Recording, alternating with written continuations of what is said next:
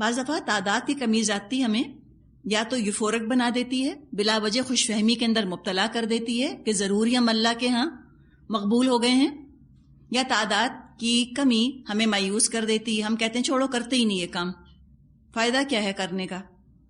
تو یہ تعداد کا آنا جانا کسی کے اختیار میں نہیں۔ یاد رکھیں آپ کو کوئی اختیار نہیں کہ آپ لوگوں کو پکڑ کر بلا لیں، آپ لاکھ ایڈورٹائز کر لیں، نہیں آنا ہوگا، لوگ نہیں آئیں گے۔ ہمیں یہ فکر کرنی چاہیے کہ میرا وقت لگ جائے، میں اپنا وقت لگا دوں۔ اگر اللہ نے مجھے توفیق دے دی کہ میں دن کے 2 گھنٹے 3 گھنٹے اللہ کے لیے لگا رہی ہوں، میں تو کامیاب ہو گئی۔ اور اگر مجھے ہی توفیق نہ ملی کام کرنے کی اور ساری دنیا میں اسلام پھیل گیا تو میں تو نقصان میں رہی، میرا کیا فائدہ، میں نے کیا کمایا اس سے۔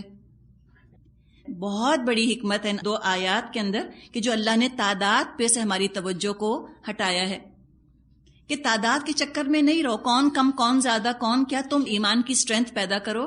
مومن تولا جاتا ہے، مومن گنا نہیں جاتا، تو یہ طاقت کو رہنے دو۔ یہ دیکھو کہ تم اللہ کا کام کرنے نکلے ہو، اور وَإِلَى اللَّهِ تُرْجَعُ الْأُمُورُ، اللہ ہی کی طرف تو تمام معاملات لوٹائے جائیں گے۔ یہ سوچو کہ جب تم اللہ کے سامنے کھڑے ہوگے سرخرو ہوگے یا نہیں، نیت خالص ہے یا نہیں، یا کہیں دکھاوا آ گیا بیچ میں، یا کہیں تعداد کو دیکھ کر تمہیں کوئی غرہ اپنے بارے میں پیدا ہو گیا کہ دیکھو ہماری کتنی اچھی شہرت ہے، ہماری کتنی اچھی ریپوٹیشن ہے، کیسے دوڑ دوڑ کے لوگ آتے ہیں ہمارے پاس، یہ سوچا تو دکھاوا ہو گیا، اور دکھاوے کو اللہ قبول نہیں کرتا، یہ شرک ہے۔ اور حدیث میں یہ مضمون آتا ہے کہ جو دکھاوے کے لیے کام کرتا ہے اللہ دکھا دیتا ہے، اور جو سنوانے کے لیے کام کرتا ہے اللہ سنوا دیتا ہے۔ جو دکھاوا چاہتا ہے نا اللہ دے دیتا ہے دنیا میں کامیابی، تو کامیابی کا ملنا اس میں تو انسان کی جان ہل جانی چاہیے کہ کیوں ملی کامیابی مجھ کو، انعام سمجھا، ہم تو انعام سمجھ کے لیتے ہیں نا، بہت بڑی یاد رکھیں آزمائش ہوتی ہے کامیابی۔ انسان کا دل اندر سے ہل کے رہ جاتا ہے کہ اللہ کیوں ملی ہے، یہ کیا آزمائش بن کے ملی ہے، کہ اللہ میری نیت کا فطور تھا، کیا میں نے کامیابی کے لیے کام کیا تھا تو انہیں مجھے کامیابی دے دی، کیا کچھ نہیں ہے آخرت میں میرے لیے۔ اور جو سنوانے کے لیے کام کرتا ہے کہ لوگ سنیں، ذرا پتہ تو چلے لوگوں کو، واہ ہم کیا کر رہے ہیں، اللہ سنوا بھی دیتا ہے اس کو، وہ سن لیتا ہے اپنے کانوں سے اپنی تعریف۔ تو بہت ہی زیادہ یہ تو انتہائی نازک ترین مرحلہ ہوتا ہے دنیاوی طور پہ کامیابی کا مل جانا۔ اگر انسان کے اندر ذرا بھی سمجھ ہوگی تو اس کا تو دل کانپ جائے گا کامیابی کو دیکھ کر کہ یہ کیا ہوا، پتہ نہیں کہیں ایسا تو نہیں کہ اللہ کے یہاں سے وہ سب چیز رد کر دی گئی ہو اور سب اللہ نے مجھ کو یہاں دکھا دیا۔ حدیث میں آتا ہے کہ جو مشہور ہونے لگ گیا، جس کی طرف انگلیاں اٹھنے لگ گئیں، وہ تو الٹی چھری سے ذبح ہو گیا، اتنے سخت فتنے کے اندر وہ پڑ گیا۔ نامعلوم رہ کر، گمنام رہ کر انسان نیکیاں کرتا رہے، کسی کو نہیں پتا چلتا آپ نے کیا کیا۔ کہ کچھ کام ایسے ہوتے ہیں دین کے کہ جو نامعلوم گمنام رہ کر ہوتے نہیں نا، اس کے لیے سامنے آتے ہیں لوگوں کے، اور اس کے اندر اگر وہ چیز کامیاب بظاہر ہونے لگ جاتی ہے تو پھر شہرت کا فتنہ ساتھ ساتھ شروع ہو جاتا ہے۔ اور شہرت سے بڑا فتنہ اور کوئی نہیں ہے، اس سے بڑا فتنہ اور کوئی نہیں ہے۔ جتنی یہ چیز لوگوں کے اندر حسد کی آگ کو ابارنے والی چیز ہے، جتنا یہ کفر کو خبردار کرنے والی چیز ہے، دین والوں کی شہرت اس سے زیادہ مضر چیز انسان کے لیے نہیں ہو سکتی کہ وہ مشہور ہو جائے۔ تو کبھی تمنا مت کریں کہ آپ مشہور ہوں، ہم کبھی تمنا اپنے لیے نہ کریں۔ اللہ سے دعا کریں اللہ تیرے دین کا کام مشہور ہو، میں نہیں، اللہ میرا تو کوئی نام بھی نہ جانے، ناموں میں کیا رکھا ہے، اپنے لیے فتنہ بناتے ہیں ہم اگر ہم اپنے نام کی شہرت چاہتے ہیں۔ اللہ سے دعا کریں کہ اللہ میری نیت تو اپنے لیے خالص کر لے، اور اگر تیرے لیے تیرے دین کے لیے فائدہ مند ہے تو اس کام کو دنیا میں کامیاب کر دے، میرے لیے نہیں۔ اللہ میں اپنی ذات کے لیے نہیں مانگ رہی، اپنی ذات کی شہرت کے لیے، اور اللہ کا تیرے دین کا فائدہ نہیں ہے میری کامیابی سے، اس کام کی کامیابی سے، تو مت کر۔ تو دعا بس قبولیت کی کیا کریں، قبولیت کی دعا کیا کریں، اصل چیز وہی ہے۔ وَإِلَى اللَّهِ تُرْجَعُ الْأُمُورُ، اور اللہ کی طرف لوٹائے جاتے ہیں تمام معاملات، اللہ سب چھان پٹک کے دیکھ لے گا۔ وَحُصِّلَ مَا فِي الصُّدُورِ، سینوں کے راز اللہ ٹٹول کے نکال دے گا کہ اچھا کون سا کام کس کے لیے کیا تھا، سب پتہ چل جائے گا۔ تو فکر کامیابی کی تعداد کی مت کرو، اپنی نیتوں کی فکر کرو۔ اپنے مقصد کی حفاظت کرو جس مقصد کے لیے تم نے کہا ہے کہ ہم کھڑے ہو رہے ہیں. اور ایک دفعہ کام شروع ہو جائے اب اس کے بارے میں ہدایات دی جا رہی ہیں کہ اب ڈگمگانا مت، ڈانو ڈول مت ہونا. آیت 45-46 یا ایھا الذین آمنوا اذا لقیتم فئۃ فاثبتوا واذکروا اللہ کثیرا لعلکم تفلحون. اے ایمان لانے والو، جب کسی گروہ سے تمہارا مقابلہ ہو تو ثابت قدم رہو اور اللہ کو کثرت سے یاد کرو، توقع ہے کہ تمہیں کامیابی نصیب ہوگی. تفلحون، اور یہ فلاح دنیاوی کامیابی کو نہیں کہتے، مراد ہے آخرت کی کامیابی، کمپریہنسو سکسیس. وَأَطِيعُوا اللَّهَ وَرَسُولَهُ وَلَا تَنَازَعُوا فَتَفْشَلُوا وَتَذْهَبَ رِيحُكُمْ وَاصْبِرُوا ان اللہ مع الصابرین.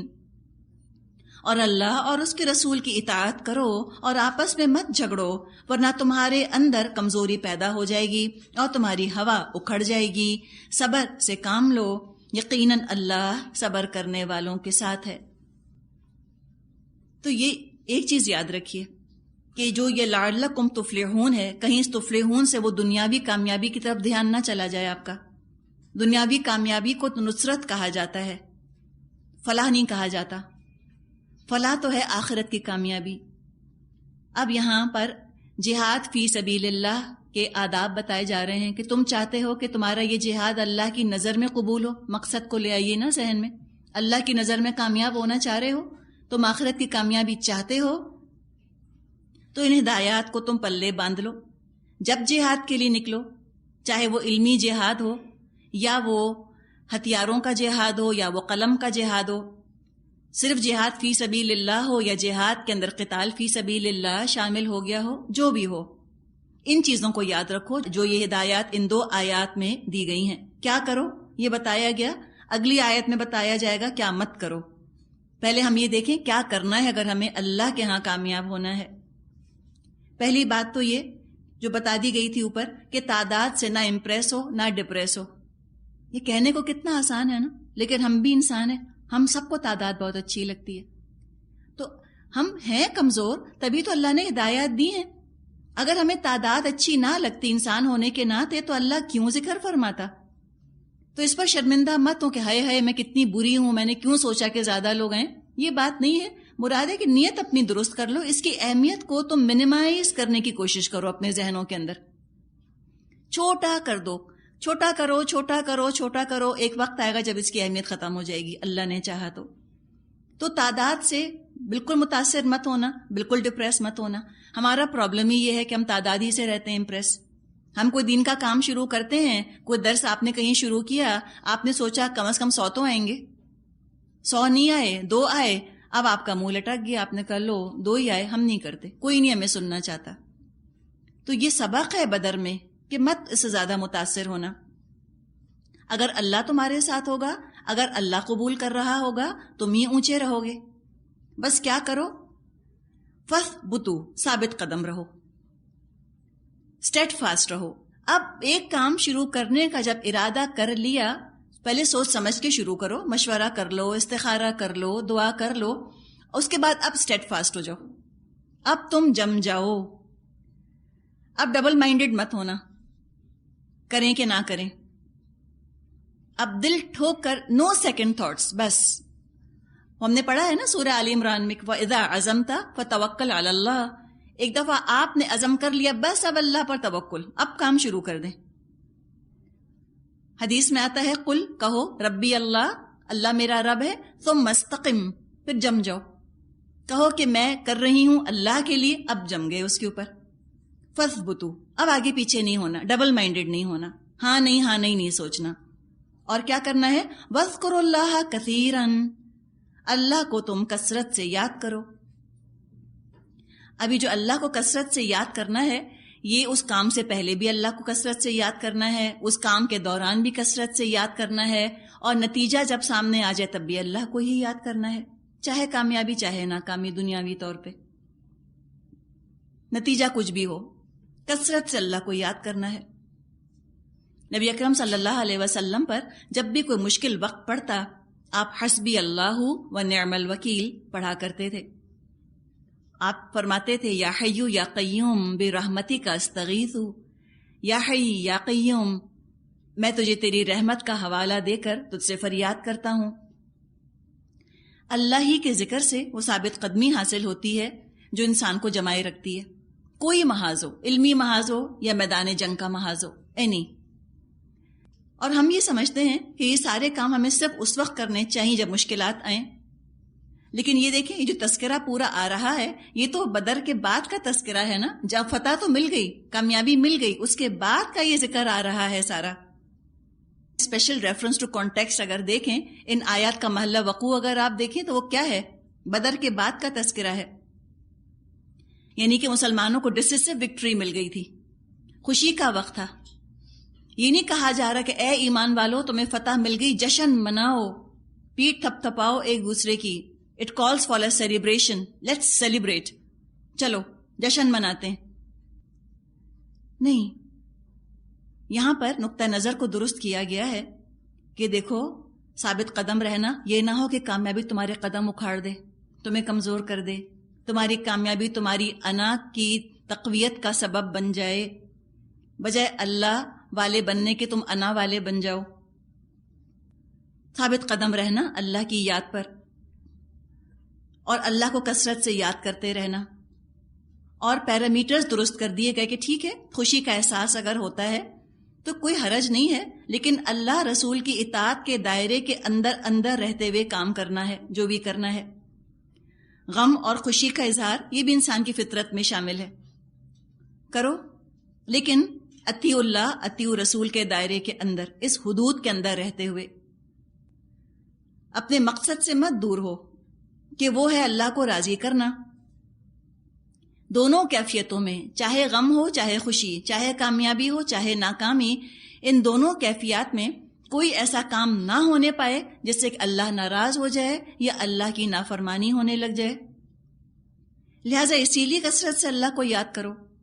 نبی اکرم صلی اللہ علیہ وسلم ہر موقع پر اللہ کی حمد اور ثنا فرماتے تھے اور نفلوں کا اہتمام کرتے تھے. روایات میں آتا ہے کوئی خوشی کی خبر ملتی تھی آپ نماز کی طرف دوڑتے تھے، کوئی غم کی خبر ملتی تھی آپ نماز کی طرف دوڑا کرتے تھے. تو یہ چیز انسان کو ثابت قدم رکھتی ہے. کہ اب بدر کے بعد کا دیکھیں کہ مسلمانوں تمہیں یہاں فتح ملی ہے، ایسا نہ ہو کہ تم فتح کے نشے میں ایسے مست ہو جاؤ کہ تم اللہ رسول کے طریقے چھوڑ چھاڑ کے اور تم کسی اور طریقے پر چل پڑو. اور یہی دونوں موقع ہوتے ہیں کہ جب انسان کے اندر ناراضگیاں اور جھگڑے ہو جاتے ہیں. تو کہا کہ وَلَا تَنَازَعُوا، جھگڑنا مت آپس میں. اس لیے کہ غنیمت کے بارے میں کچھ سوالات اٹھ کھڑے ہوئے تھے نا، اور ہو سکتا ہے کہ وہ جھگڑے کی شکل اختیار کر لیتے. تو کہا کہ جھگڑنا مت. اور آپ دیکھیں خوشی اور غم دونوں کی جو ہم بات کر رہے ہیں، غم کے موقع پر تو کم، خوشیوں کے موقعوں پر عام طور پہ زیادہ لڑائیاں ہوتی ہیں، زیادہ شکوے، زیادہ شکایتیں ہوتی ہیں. مثلاً آپ شادیوں کو دیکھ لیجئے، ہمارے ہاں کتنے شکوے ہو جاتے ہیں شادی کے موقع پر. بارات کو صحیح طرح ریسیو نہیں کیا، وہ دلہن کی چھوٹی بہن کی دوست نے جو ہے وہ دولہا کی اماں کو ہار کیوں پہنایا، اب ناراض ہو گئی ہیں اس بات کے اوپر. ہم کھانا کھانے بیٹھے تو دولہا کی مامی کو آ کر آخر دلہن کی مامی نے کیوں نہ پوچھا. کوئی ان کا انجان رشتہ دار تھا، بس اسی نے پوچھ لیا، یا ہمیں تو پوچھا ہی نہیں کھانے کے لیے. بھئی آپ کو بلایا ہے، انویٹیشن دیا ہے، آپ آ کر بیٹھی ہیں تو کھانے کے لیے آئی ہیں. اب وہ کیا چاہتے ہیں کہ فردن پورا دلہن کا خاندان آ کر جو ہے وہ دولہا کی اماں جان کو پوچھے. اس سے کم پہ وہ راضی نہیں، اصرار کر کر کے ان کو کھلائے تو لڑتے ہیں. فلاں نے یوں ہار پہنا دیا، یا ہار کی کوالٹی اچھی نہیں تھی، سارے پھول ہی گر گئے اس میں سے. اسی پر راضی نہ ہوئے کہ ہاں باسی بنوائے ہوں گے. کرسیاں ایسی تھیں، ہماری تو پیٹ اکڑ گئی تو بیٹھی کیوں اتنی دیر جا کر. اتنے ہمارے ہاں لڑائیاں، اتنے ہمارے ہاں جھگڑے پڑتے ہیں خوشیوں کے موقع پہ کہ خوشیاں تو ہماری بالکل خراب ہو کے رہ جاتی ہیں، زہر بھر جاتے ہیں ہماری خوشیوں کے اندر. سلامی دی تو کم دی، اور دی تو اتنی کیوں دی، یا کسی نے نہ دی. وہ لفافہ لائے تھے وہ اتنا بھاری نہیں تھا جتنا ہونا چاہیے تھا. ہم جب ان کے ہاں شادی میں گئے تھے ہم نے اتنے کی چیز دی تھی، وہ جب ہمارے یہاں آئے تو اس طرح سے آئے. کچھ 10 ہمارے یہاں ہیں اور کچھ نہیں. تو یہ بھی شکایتیں کرتے ہوئے لوگوں کو سنا گیا کہ ہمارے ہاں جب شادی میں آئے ہلکے کپڑے پہن کر آ گئے. سنا ہے آپ نے؟ اس پہ خفا، اس پہ ناراض، ہلکے کیوں پہنے، اس پہ بے عزتی ہو گئی. اب لڑنے بیٹھے ہوئے. عجیب ہی ہم لوگوں کے یہاں حال ہے نا. تو کہا کہ یہ مت کرو، ولا تنازعوا، آپے سے باہر مت ہو. اور ہم ہیں ایکسٹریم پہ چلنے لگ گئے ہیں نا. ہم مسلمان اس لیے کہتی اللہ وتی رسول چھوڑ دیا، پینڈولم کے سوئنگ کی طرح چلتے ہیں، ہر چیز میں ایکسٹریم پر جائیں گے. نتیجہ کیا ہے؟ ٹینشن ہی ٹینشن ہے ہر طرف. افسردہ ہیں، غم منا رہے ہیں تو اتنے غمگین ہوں گے کہ سال بھر غم منائیں گے، نئے کپڑے نہیں پہنیں گے. کسی کا انتقال اگر ہوا تھا 8 مہینے پہلے اور عید آ گئی، عید نہیں منائیں گے. اس کو عین وفاداری اور لائلٹی سمجھا جاتا ہے، اور بے وفائی اور خون سفید ہونے کی علامت سمجھا جاتا ہے اگر 1 سال کے اندر عید آئی اور عید منا لی گئی. یہ ہمارے یہاں وفاداری کے معیار بن گئے. کسی تقریب میں شرکت نہیں کریں گے، حالانکہ اسلام نے 3 دن رکھی ہے نا سوگ کی لمٹ، سوائے بیوہ کے. لیکن ہم اتنا اوور ہو کے سوگ مناتے ہیں. کوئی اور خوشی کی تقریب میں چلا جائے ہمیں بہت برا لگتا ہے کہ دیکھو اس کو تو غم ہی نہیں نا مرنے والے کا. خوش ہوں گے تو اتنی دھوم دھڑکے سے خوشیاں منائیں گے کہ اخباروں میں ذکر آ جائے. پیسہ پانی کی طرح بہائیں گے، رات بھر گانے بجانے ہوں گے. اس پر بس نہیں، وہ شادی کیا ہوئی تھی زندگی میں ایک دفعہ کہ ہر سال اس کی یاد منائیں گے، چاہے آپس میں برداشت نہ کر سکتے ہو ایک دوسرے کو. اینیورسری جو ہے وہ ضرور منے گی، یاد کریں گے اس چیز کو دوبارہ سے. ہر سال اس کی خوشی منائی جاتی ہے. کوئی پیدا ہوا تھا 2 صدیوں پہلے، مر بھی گیا، برتھ ڈے منائیں گے، پیدا تو ہوا تھا، اتنا ہی کافی ہے. یا کوئی مر گیا تو ہر سال ڈیتھ اینیورسری منائیں گے، چاہے اس کو 500 سال کیوں نہ ہو گئے ہوں مرے ہوئے. سوچئے، مطلب کوئی حدوں سے نکلنے کی بھی کوئی انتہا ہوتی ہے نا. ہم تو حد سے زیادہ ہی حد سے نکل گئے. تو کیا فرمایا اللہ تعالیٰ نے؟ وَاصْبِرُوا، صبر کرو، تھامو اپنے آپ کو، حد سے مت گزرو. یہ اللہ والوں کا طریقہ نہیں ہے حد سے گزرنا. جب تم رسول کی اطاعت چھوڑ کے کفار تم کو بہت پیارے ہو جائیں گے، ان کی اطاعت شروع کر دو گے مشرکوں کی اور کافروں کی، تو تمہارا یہ حال ہوگا. ایک بادشاہ کے بارے میں آتا ہے، اس نے اپنے درباریوں سے کہا مجھے کوئی ایسی بات بتا دو کہ جب میں بہت خوش ہوں تو اپنے اوپر قابو رکھ سکوں، اور جب بہت افسردہ ہوں تو بھی اپنے اوپر قابو رکھ سکوں. بہت سوچ بچار کے بعد انہوں نے، اس کے درباریوں نے ایک انگوٹھی بنائی اور اس پر یہ انسکرپشن تھا، یہ لکھ دیا گیا تھا کہ دس ٹو شیل پاس، یہ بھی گزر جائے گا. جو بھی ہوتا ہے وہ گزر جاتا ہے. مسلمانوں کو تو ہر موقع سے فائدہ اٹھا کر آخرت کے لیے اپنا توشہ جمع کرنا ہے. غم سے بھی جنت خریدنے کی فکر کریں، ناکامی سے بھی جنت خریدنے کی فکر کریں، خوشی سے بھی جنت خریدنے کی فکر کریں، کامیابی سے بھی. دونوں موقع ایکسٹرا بونس ہوتے ہیں. اس بونس کو آپ نے کہاں لگایا؟ یہ دونوں موقع آزمائش بن کر آتے ہیں. نبی اکرم صلی اللہ علیہ وسلم نے بدر جیتنے کے بعد یہ نہیں کہا مسلمانوں سے کہ آؤ ہم جشن منائیں، چراغاں ہو رہا ہے اور پھلجھڑیاں پھٹ رہی ہیں اور مٹھائیاں بٹ رہی ہیں اور دعوتیں ہو رہی ہیں. یہ طریقہ نہیں تھا. اور نہ کامیاب ہونے والوں کی پیٹیں تپ تپائی گئیں، نہ کسی کو میڈل، نہ کسی کو ٹائٹلز، نہ کسی کی شاباشیاں، نہ کسی کا ذکر. یہ اس طرح کی چیزیں، یہ بڑکیں اور یہ دعوے اور یہ دوسروں کی تعریفیں، یہ انتہائی مہلک ہوتی ہیں پورے معاشرے کے لیے. کامیاب تو 2 یا 3 یا 4 ہوتے ہیں. کامیابی اپنی طرف سے خود ایک انعام ہوتی ہے. کسی نے بہت بہادری کا مثال کے طور پہ مظاہرہ کیا، اب اس کو بہت نمایاں کرنا، یہ تو اور اس کو فتنے میں ڈالنے کی بات ہے. اور کتنے سارے لوگ ہیں جو کہ اس درجے کو نہ پہنچ سکے، ان کے دلوں کے اندر حسرت پیدا ہوگی، احساس کمتری پیدا ہوگا. ہو سکتا ہے یہ حسرت، یہ احساس کمتری، احساس محرومی بنے اور وہ آگے بڑھ کر جو ہے وہ اور کوئی چیز اختیار کر لے. احساس کمتری بنے گا، وہ حسد وغیرہ بن جائے گا پھر. تو یہ بہت چیزیں، دکھاوا کرنا اس طرح کامیابی کا، یہ بالکل اچھی چیز نہیں ہے. خوشی کے موقع پر انسان کو بالکل لوگ کی رہنا چاہیے. اور اگر سنت کے حساب سے انشاءاللہ اگر ہم خوشیاں منائیں، ہم لوگ کی رہ کر خوشی منائیں گے. نہ لوگوں کے دلوں کے اندر حسرت پیدا ہو، نہ لوگوں کے اندر حسد پیدا ہو، نہ احساس کمتری، نہ احساس محرومی، اور آپ کی خوشی بھی انشاءاللہ ہو جائے گی. اسی کے بارے میں آگے فرمایا آیت نمبر 47 میں کہ کیا مت کرو. وَلَا تَكُونُوا كَالَّذِينَ خَرَجُوا مِن دِيَارِهِمْ بَطَرًا وَرِئَاءَ النَّاسِ وَيَصُدُّونَ عَن سَبِيلِ اللَّهِ وَاللَّهُ بِمَا يَعْمَلُونَ مُحِيطٌ. اور ان لوگوں کے رنگ ڈھنگ اختیار مت کرو جو اپنے گھروں سے اتراتے اور لوگوں کو اپنی شان دکھاتے ہوئے نکلے، جن کی یہ روش ہے اللہ کے راستے سے وہ روکتے ہیں. جو کچھ وہ کر رہے ہیں وہ اللہ کی گرفت سے باہر نہیں. تو خوشی کے موقع پر بطر اور ریا، یہ دو چیزیں اللہ کو نہیں پسند. ولا تکونوا، مت تم ایسے ہونا. مراد یہاں پر قریش کے لشکر کی طرف اشارہ کیا جا رہا ہے کہ وہ کیسے ڈھول تاشے باجے اور گانے والی عورتوں کے ساتھ اور پیتے پلاتے اور اس طرح دعوے کرتے ہوئے گھروں سے نکلے تھے، اپنی تعداد پر اکڑتے ہوئے اور اپنے سامان کی نمائش کرتے ہوئے نکلے تھے. اللہ کو بالکل نہیں پسند یہ طریقہ، یہ ڈسپلے کا طریقہ اللہ کو نہیں پسند. کامیابی کے موقع پر ایک سے ایک بڑھ کر بیان بازی اور نعرے لگانا اور بیان اور دکھاوے، یہ اللہ کو ڈسپلے کا دین بالکل نہیں پسند. اور نہ جنگیں اس لیے جیتی جاتی ہیں کہ اپنی نمائش کی جائے. وی آر انوینسیبل کے دعوے اور نعرے یہ بالکل اللہ کو اچھے نہیں لگتے. جنگ جیتنے کے بعد تو بالکل نہیں پسند، جنگ کے لیے نکلو تب بھی نہیں پسند.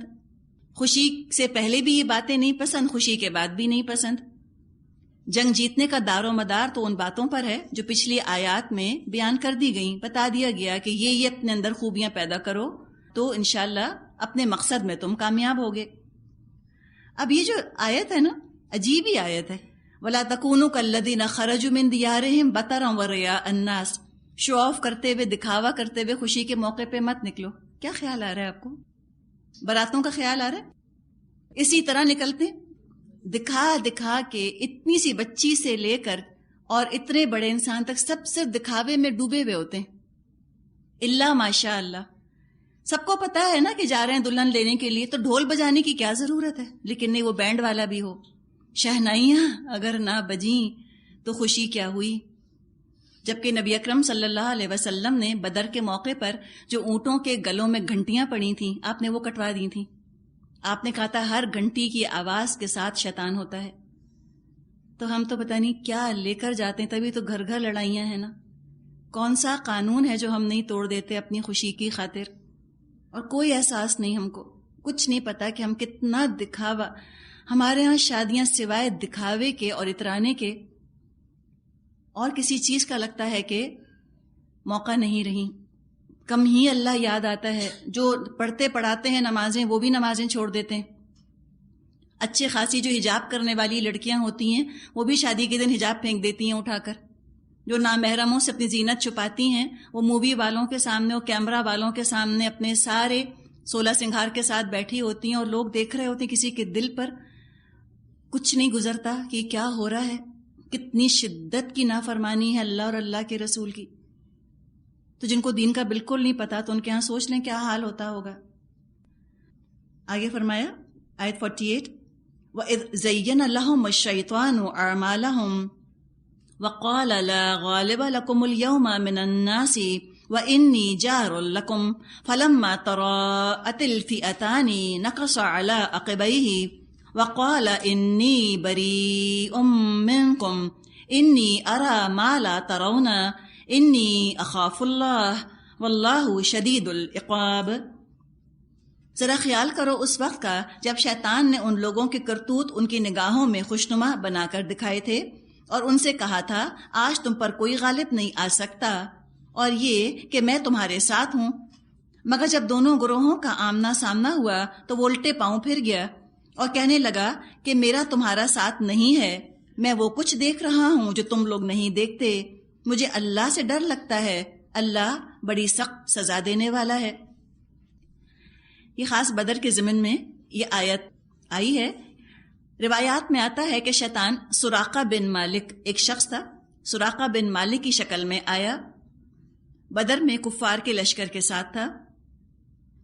جب اس نے فرشتوں کو دیکھا تو بھاگا. اب یہ دیکھیں شیطان کی چالیں یہاں بتائیں کہ جو شیطان کی چال میں آ گیا اس کا اظہار کیسے ہوتا ہے. فخر اور غرور اور دکھاوا ایک تو کرواتا ہے پہلے، اور وہ یقین دلاتا ہے کہ تم ہی کامیاب ہوگے.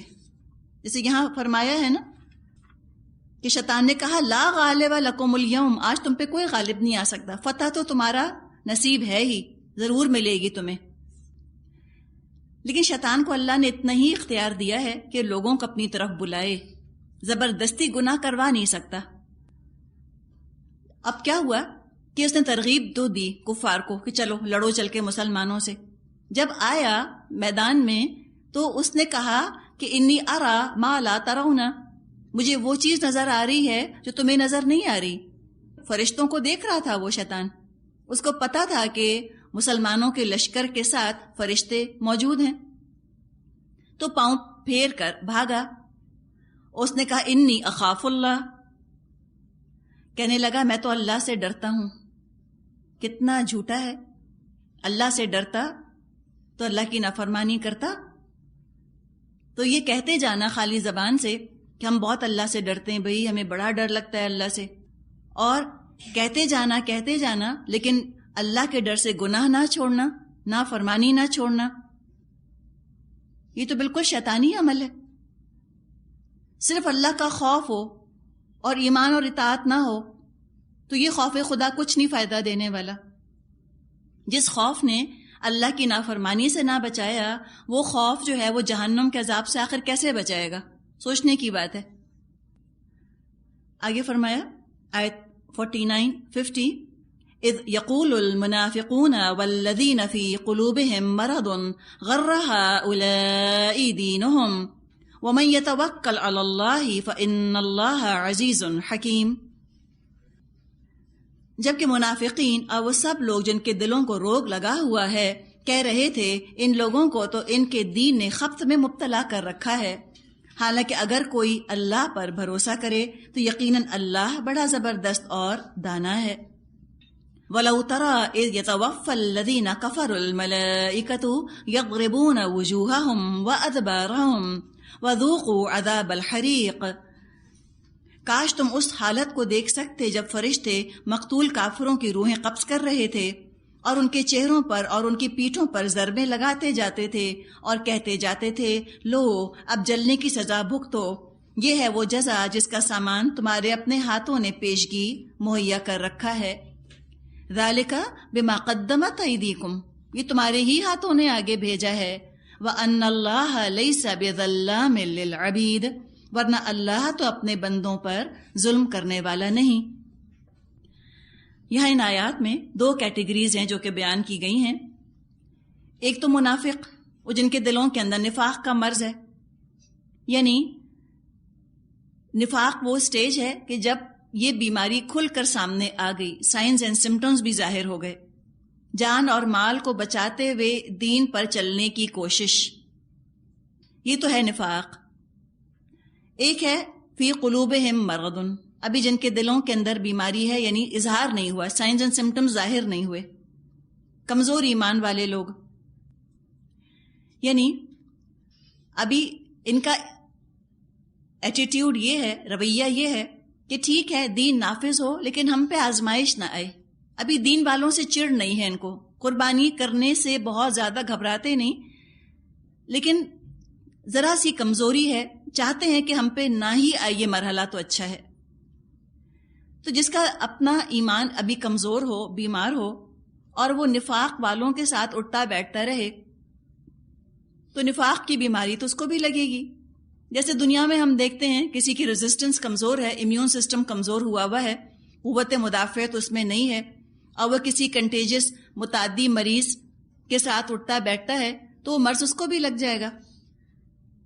تو دنیا میں بھی ہر مرض دو حصوں میں جیسے تقسیم کیا جاتا ہے کہ پہلے تو بیماری اندر ہی اندر پکتی ہے، اس کے بعد پوری شدت کے ساتھ اس کا اظہار ہو جاتا ہے.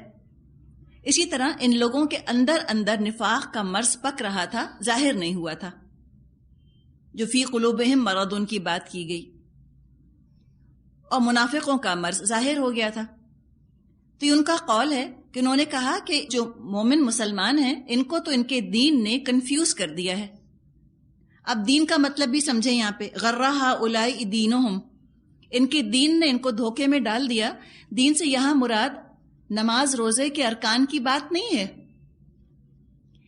نماز روزے پر تو کبھی کسی منافق نے اعتراض نہیں کیا. دین کا ڈیفینیشن ذہن میں رکھیں، کمپلیٹ وے آف لائف. اس پر ان کو اعتراض تھا کہ یہ تو دین کو مس انٹرپریٹ کر رہے ہیں، غلط مطلب نکال رہے ہیں دین کا.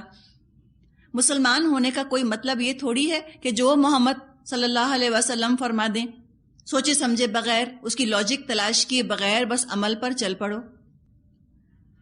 کمزور ایمان والوں کا اور منافقوں کا رویہ یہ تھا کہ ٹھیک ہے اسلام میں داخل ہو لیکن اپنی حفاظت کے ساتھ، عقل سے پوچھو، پہلے اپنا تحفظ لکھو، اپنے تحفظ کے ساتھ دین میں آؤ، قربانی دینے کی ضرورت نہیں ہے.